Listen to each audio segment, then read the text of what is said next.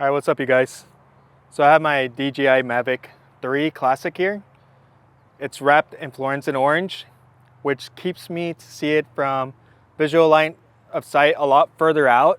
Like before I could see it a quarter mile, but now with it being fluorescent orange, I could see it up to a half a mile, sometimes up to a mile away. I could see it.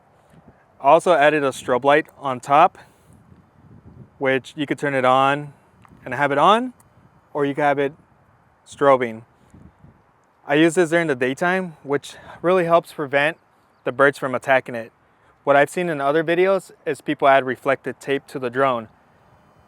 I will do that eventually because I do hear from pilots that fly planes that when they add reflective tape to it, like chrome or something, the birds think that it is fire, so they stay away from it, which is very helpful. But to my use right now, I'm gonna keep it fluorescent orange and that strobe light. But one thing that what birds really attack it and they continue going after it, very stubborn, is the seagulls. Seagulls will always go after it no matter what.